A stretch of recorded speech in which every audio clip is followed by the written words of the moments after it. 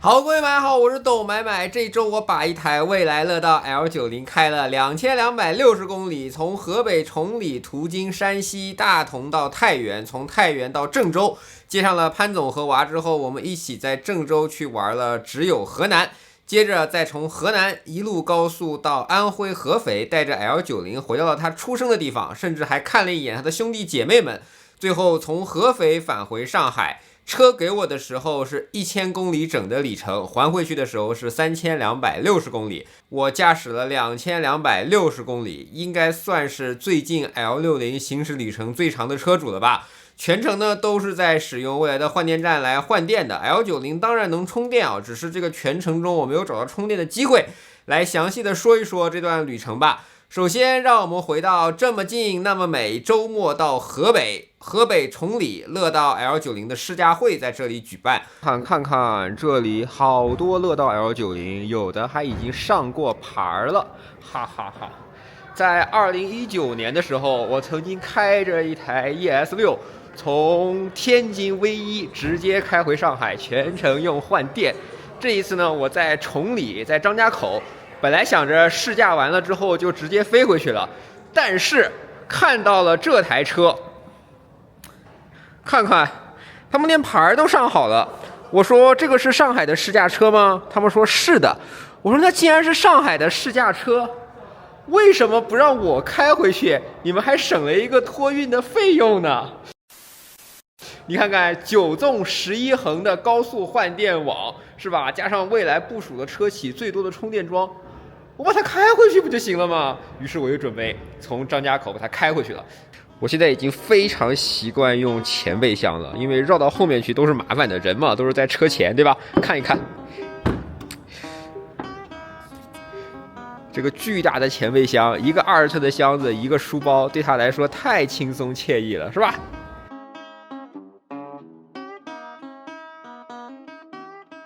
从崇礼的酒店出发，我这台车是4驱双电机的版本，轮胎是21英寸的米其林 PS1V， 前轮255毫米，后轮275毫米的宽度，应该算是顶配，并且是最费电的那个版本了。在过去的1000公里，这台车的100公里平均能耗是17.4度电，哇塞，这个省电水平很令人震惊吧？能做到这个水平，与 L90 的轻量化能力高超密不可分啊！这车单电机2250千克的质量，双电机也才2300千克多一点的质量。要是打比方的话，算是把外星人笔记本的性能给它塞进到了一台轻薄的13.3寸的 MacBook Air 里面。这即使在2025年的纯电车企中也是独一家了。你看看雷总说特斯拉的轻量化水平做得很好。Model X 这车比 L90 要小很多，它的质量也要2373千克，乐道在轻量化上已经遥遥领先了。因为呢要去河南郑州，全程将近有1000公里，所以我决定分2天来跑。第一天呢，计划开到山西太原。张家口出来的这一段高速的车流很少，而且呢，经常限速是80公里到100公里每小时，山区嘛，加上要穿越太行山脉，所以能耗的意义不大。那无非就是爬坡的时候费电，下坡的时候省电，电表倒转。2个半小时也才开了200公里，电耗甚至到了13.7度每100公里。我在回看素材的时候发现，之前的评测我一直没说，乐道 L90 的驾驶员头部空间，你看吧，得益于它116毫米的电池包的高度。这个电池包，这是个换电车型的电池包，它的高度比一些不能换电的车的电池包还要薄。带来的正向价值就是整个车内，你看我的头部和车窗窗线的关系，我的坐姿非常低，我的头部空间超级高，比别的 SUV 都要大好多。快接近大同的时候，高速公路限速恢复到了120公里每小时，我就感觉到 L90 的噪音很小呀，NVH 做的有点过好了。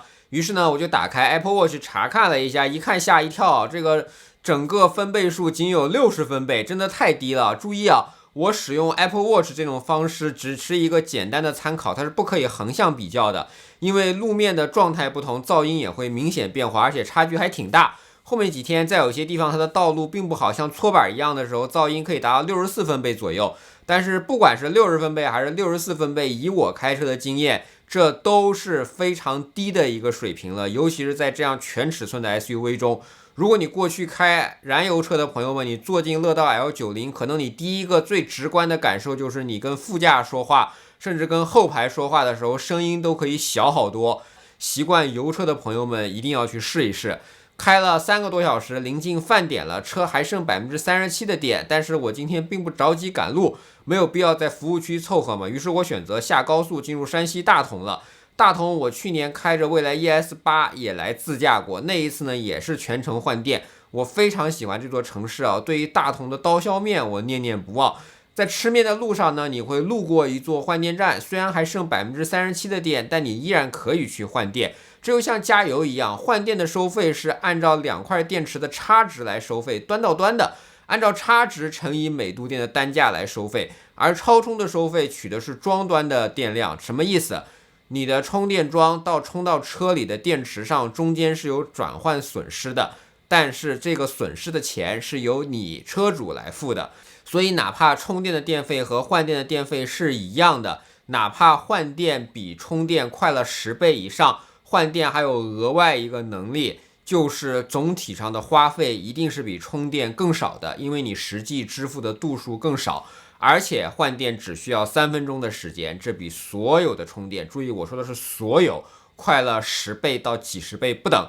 推荐大家来大同的这一家老柴削面啊，反正我每次都来吃，停车可能会略微麻烦，只能停在路边，但是真的很好吃啊！他们家已经开成连锁了，面条薄如纸，韧如棱。浇头你要不知道选什么的话，你就跟我一样，来一个全家福大套，厚重的口感，不需要加辣油也能一碗炫掉。吃完满满的碳水饱腹感啊！离开大同继续旅程，今天是要开到太原的。我差点忘了说，乐道 L90 它没有激光雷达全视觉，但是依然提供了 NOA 领航辅助，高速公路的表现十分优异，甚至在面对施工道路的时候，它能做到自己打灯变道。但是我依然要强调，这是辅助驾驶，需要人类驾驶员全程接管。避让也不是100%能触发 ，NOA 开车的时候依然不可以玩手机。不过乐道 L90 的方向盘是电容感应的，像我这样只要一只手搭着，甚至一个手指搭着就行了。有些更贵的车啊，我当然说的不是蔚来啊，他们竟然降级了自己的车的方向盘，从电容式方向盘降级到扭矩式方向盘，跟10万块钱的萤火虫一样使用扭矩方向盘了，令人费解。L90 的 HUD 应该也是标配的，可以全程显示 NOA 的感知画面。如果你不喜欢，也可以直接替换为地图。乐道这个 HUD 尺寸非常大，也集成了转向灯的画面。但是我一直不习惯在 HUD 上看转向视角，所以我给它关了。但是你打灯的时候，屏幕上也是可以去显示转向灯的补盲画面的。我很喜欢的一个设计是 L90 的电冰箱，它的温度呢是由小乐语音来修改的，它的门呢是电动门，这就给我开车喝水带来了极大的方便，我可以把手顺到主驾后方去拿水，但是冰箱门如果是手动的话，我可能就关不上了。L90 的电动冰箱门可以直接喊小乐关门，很多更贵的车它都没有做到电动冰箱门呢。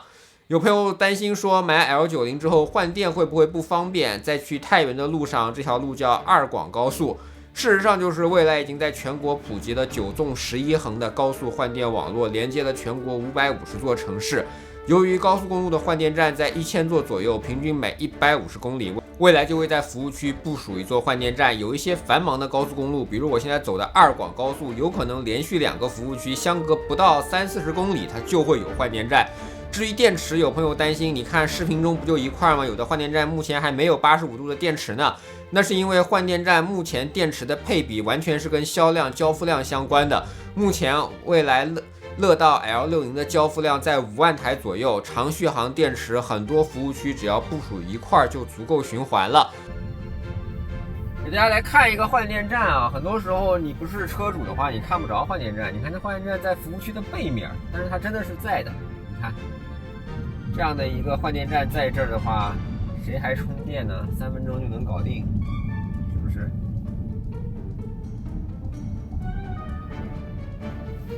居然有自助洗车，你看，这是换电站，帅气吧？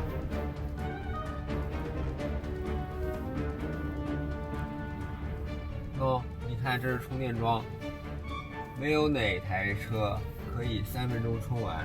你看充电的时候，甚至无聊到蹲在这里蹲着。换电，还充电的，不是？随着保有量的上升，你看蔚来现在有70万台车，有的换电站就会立马变成7块、8块，甚至12、3块电池。放心吧，站都建了，车只要卖得多，塞进去几块电池，那还不是分分钟的事情。蔚来过去在亏损的状态下，都建成了车企的最强充电网络。像 L90 这样的车大卖，你还担心兵哥不往换电站里面塞电池吗？天色渐暗 ，L90 的氛围灯见光不见灯，甚至第3排也有氛围灯的环绕，这些在燃油车上都是很贵的车才有的东西，在乐道上都给你平权都放上来了，做的还真好呀。到达太原之后，我想起来车是停在户外的，应该要开守卫模式，直接打开守卫模式，提示存储卡故障。我习惯了开蔚来啊，行车记录仪的存储都是车辆自带的，那 L90 是要自己去插卡的，显然这是一种成本上的妥协。Micro SD 卡，我把无人机上面的卡拔下来了，是可以直接使用的。小乐，小乐，我在。导航到郑州东站。有这些地方，选一个吧。好的。开始导航吗？它会自动给你规划一次换电。第2天，今天的主要任务是去郑州东站接上潘总和小朋友，他们从上海出发，坐高铁来郑州和我会合。前一天晚上我已经在太原换过电了，换电的时候，一位在充电的蔚来 ES6 车主大哥大大的感叹了这台 L90 的好呀，甚至他觉得自己买早了，应该不买 ES6 买 L90 的。这确实是一部分蔚来车主的真实感受， L90 把感知价值做得非常出色。如果你喜欢 L90 这么大的车，你又有足够的预算，你看看9月份的蔚来 ES8 吧，估计是50万级别最好的纯电 SUV 了。这一路高速换电站也非常多，长治服务区、武关服务区、高频服务区，反正都有换电站，几十公里就有一座。你看换电站在这里，这边是充电桩，50公里就有一个换电站。我们一直说长途是吧，标配了大电池。L90 这样的大车要配一个大电池，长途用大电池，城市用小电池。事实上50公里的距离就有换电站的话，都应该用小电池。别说 L90 标配85度电池了，哪怕使用60度电池都绰绰有余啊。除了换电，蔚来也是车企建设充电桩最多的企业。我经常能看到服务区蔚来的充电桩有别的品牌在充电，这其实是很棒的策略。多余的电容可以卖给充电的车企嘛，而且充电是向所有车开放的，不区分车的品牌，任何有直流充电口的车都可以使用，这也体现了充电桩作为公共设施的公平属性。最近国家发改委不也说了吗？充电桩原则上是不可以去搞区分的，所以你想吧，你开着乐道 L90 可以用蔚来这样车企中建设最多的充换电网络，也可以用别的品牌，比如理想在高速公路上建设的充电桩，比如国家电网在高速公路上建设的充电桩。所以蔚来车主、乐道车主是最没有里程焦虑的，因为别人能用的他都能用，别人可能用不了的换电站，蔚来乐道独家享受。到达高频服务区还剩27%的点，这里距离郑州东站还有150公里。开蔚来因为可以换电，所以你不需要做什么精确的计算，服务区有换电站，导航提示你换电，你就换一个呗，多花3分钟而已。而且这时候天空中下起了大雨，换电可以不下车，不用下车扫码，晴天不用晒太阳，雨天不用踩水，更不用从一堆二维码中找到可用的二维码来扫码。虽然乐道 L90 可以换电也可以充电，但是能换电，尤其是在高速公路上，谁又愿意充电呢？接上潘总和小朋友后，他们带的是28寸的行李箱，直接扔到 L90 的后面就可以了。我试了一下，这后备箱放下28寸的箱子加20寸的箱子加书包加无人机都绰绰有余，而且后备箱下方还有一个大隔层，这里面可以继续放下一个20寸的箱子加书包。算上那个巨大的前备舱，乐道说的6个人10个箱子真的毫无压力。电动车坐满6个人，行李没地方放这件事儿，在 L90 上被彻底的解决了。虽然我们就只有3个人，但谁不喜欢大的乘坐空间呢？我想 L90 虽然是主打大家庭的车，但是3口之家能不能买？当然也行啊，是不是？L90 这块后排屏幕可以在前排控制开关，给了家长更多的控制权。前排也可以选择把音响的前排静音，降低后排看电视对前排驾驶员的影响。甚至前排可以帮后排去选内容，这个做的特别有意思。2块屏幕可以无延迟的联动控制，这些软件层面的定义，乐道做得很清楚。郑州呢，我是第一次来，没有想到这座城市在非早晚高峰都挺堵车的。以前呢，我一直对车内有屏幕这件事嗤之以鼻，直到有一次我在海口的门店，一位妈妈问小朋友，我们买蔚来好不好？结果小朋友说，我喜欢理想，里面有电视。我才意识到蔚来做了那么多底层的先进技术，唯独在感知层面做得太差了，这严重影响了蔚来的销量。其实从乐道 L60 开始，你基本上就能感受到蔚来在快速的变革，把感知层面这些事情给它补起来。做冰箱、做彩电、做沙发又有什么难的呢？但是巨大的前备舱意味着高集成度，高集成度意味着更好的轻量化，这种东西是别人短时间内没法追上的， L90 就做好了。事实上就是小朋友们会喜欢车内看电视，但是也分人。你看我们家这位也就看了1集柯南之后就觉得没意思了，他反而更加喜欢自己在车内玩魔方，对不对？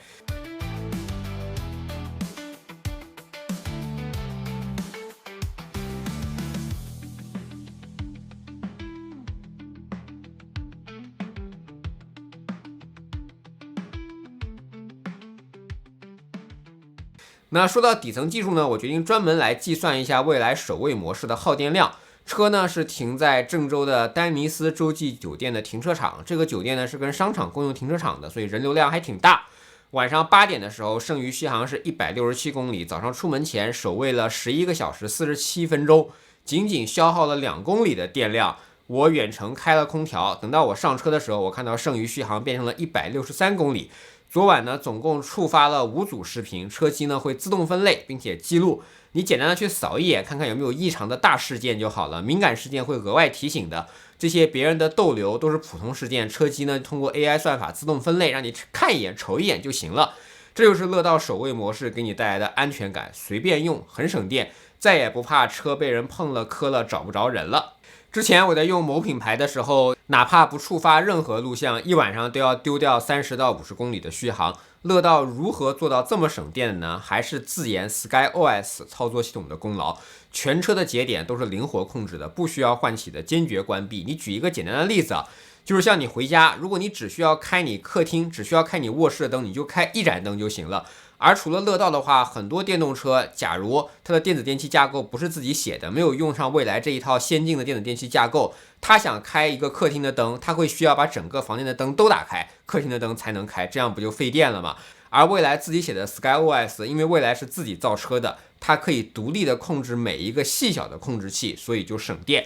这其实是很大的价值啊！如果你停放的场景不合适，假如你经常把车停在一个老破小的路边，一年开 L90 能比开别的车的首位模式省1500度电，而且越是停放不合适的场景，你有加充的概率就越小，需要外出充电的概率就越大，那么极有可能你开乐道一年还能再省1500块到2000块钱的电费。你说电费不贵，你付得起没问题，开乐道一年少去充电20次，你喜不喜欢？你欣不欣喜？你激不激动？你愿不愿意去买？来，扫码去试驾一下。今天的重头戏是去中牟县看只有河南，这是一个巨庭的主题剧场，像一个乐园一样，真的是远超我的预期。总共它有21个剧场，其中有3个主要的剧场。我这次呢把换城、李家村这2个主剧场都看了。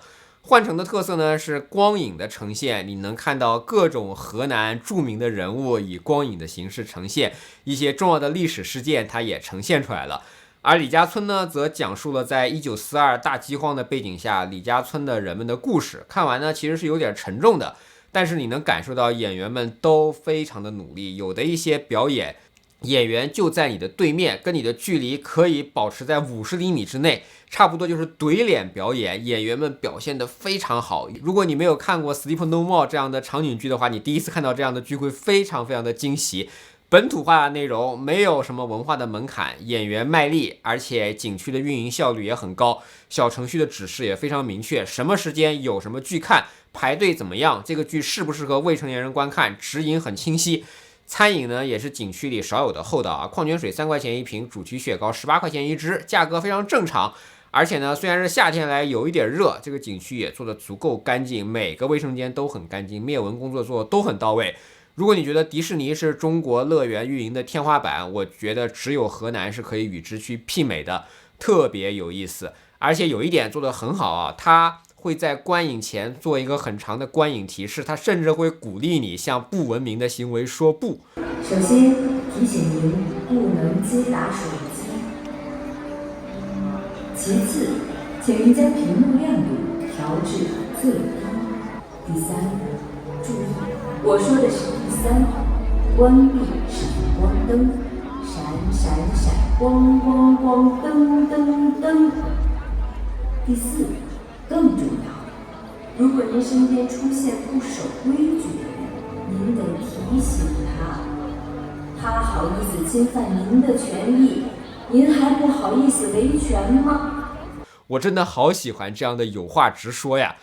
为了给大家呈现一些细节，我拍摄了一些画面。园区呢是允许拍摄的，但是我觉得除非你想发朋友圈，真的没必要拍了啊。现场的灯光效果仅凭手机相机能带来的感受不如实之一二，强烈建议你肉身亲自来看一看，并且最好买一个联票，在这待2天，把剧情都看完，真的特别好。我在试驾 L90 的时候就觉得转弯半径很小，正好在只有河南的这边，它路上的车很少。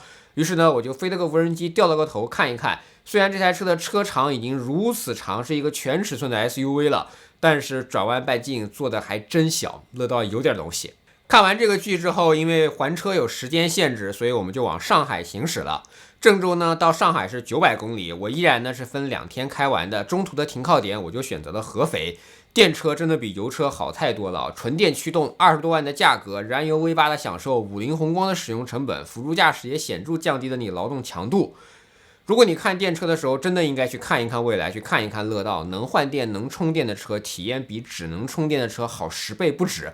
没别的，就是这个补能。你习惯去加油站加油，你一定能习惯去顺路换个电的，因为你的补能时间就3分钟。很多时候啊，你压根儿不去看续航多少，压根儿不去看我到底要开多快，就是顶着限速开，空调打开，座椅通风打开，甚至我还经常开着座椅按摩。我国的电力就是这么便宜，你有什么好省的呢？加上纯电，天然性的让车就更加安静了。我作为司机开车，我看到老婆孩子在后排安稳的睡觉，这何尝不是一种成就感呢？还有啊，在驾驶的过程中，你就真的能感受到 L90 的悬架调的真的很棒，侧仰的抑制调节的非常出色，悬架很高级，细碎的颠簸都能轻松化解，跟轮胎有关系。很多同学看到这台车的标准胎压才2.5巴，热胎了之后也才2.7、2.8，与之对应的一些车为了省电，他们会故意把胎压调到3.1，他们去偷这个续航，但是 L90 就不干这种事儿嘛。而且 L90 的动能回收也非常舒缓，很多车啊，它为了省电会给很强的动能回收，乐道 L90 的回收特别弱，我觉得这些都是车里面的人不晕车能安稳睡觉的基础条件。这一路呢，我确实很想给大家演示一下充电，但是就没啥机会，高速公路的换电站真的太多太密了。到合肥龙门寺的换电站，你是能看到理想充电桩满的，蔚来充电桩也是满的，换电排队了，排一个人多花了3分钟，换完电我又走了。所以能换电加能充电就是比只能充电好呀。你看看现在的服务区，哪怕没有蔚来换电站，你就可以跟别的车一样，乐道也是能充电啊。而且85度电池大概可以做到200千瓦的峰值功率，从20%充到80%。虽然这是一个 2.5C 的电池，但是20%到80%的充电速度可能也只比所谓的5C 勉强达标的时候慢个5到10分钟而已。所以如果你真的要充电了，这台车充电是不慢的，但是你要能换电，你换电的速度比他们快10倍到20倍。2025年了，哪怕你买全尺寸的3排座 SUV 也没有里程焦虑了。你看理想，他在卖 i8 了，他会说纯电车有里程焦虑吗？不会吧，他会跟你说是他见了多少充电桩，那些充电桩乐道 L90 也能用。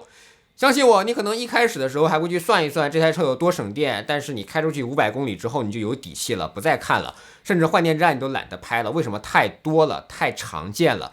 甚至昨晚出了价格之后，虽然标配了85度电池，我猜啊，我这期视频做得很早，发布会还没开始，大家一定是更想要60度。毕竟城市里面开60度的电池比增程车电池也大了将近1倍，续航多了2倍不止。有啥不够的呢？你需要跑长途的时候临时升级一块85度不就好了吗？ L90 标配85度，但是60度可能就是大多数人更适合的选择。我希望斌哥继续努力啊！全国6000多个高速公路服务区中，已经有5800个服务区安装了充电桩，未来有1000多个高速公路换电站。全国的车毕竟都没有变成蔚来牌嘛，所以这1000多个真的已经挺多了。但是我还是希望他继续干，争取有一天换电站的工作从线通变成了服务区个个有。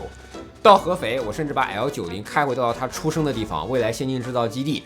L90 是跟蔚来共线生产的，一样的厂房，一样的工人，一样的产线，一样的工艺标准。在这里，我也看到了全新出厂的 L90 在等待上板车，这还是个双休日，工厂依然没有停。这期视频发布的时候 ，L90 已经正式上市了。以我对蔚来的了解，一定是极具诚意的定价与配置。毕竟人不能把同样的错误犯3次吧。当年 ET5 横空出世，疫情破坏了供应链 ，L60 又因为电池没跟上，导致初期交付量不足。这次 L90 光试驾车全国就安排了超过600台，大前备仓所代表的全套技术力量输出，而且出圈了。这次真的不一样。作为长期追踪蔚来的车主，我看到了市场给了蔚来第3次机会，股价都反弹了40%呢。市场真的对蔚来不薄了，希望蔚来抓住这样的机会啊！最终呢，企业是要靠产品说话的，产品第一，生产交付上把质量做好。对于电动车，还要有冠绝全球的补能力。说起来好像事情也就没那么难了。对于消费者来说，买一个技术好、服务好、配套齐全的车也就行了。乐道 L90 就是这样的代表，开着 L90 哪里都去，哪里都好去。乐道，每一条道路都乐道。好了，这就是本期懂买买的视频，希望你能喜欢。如果对我视频感兴趣，不要忘记评论、收藏、订阅懂买买。买买的头条、B 站、微博、YouTube 都有自己的账号。我们下期再见，拜拜。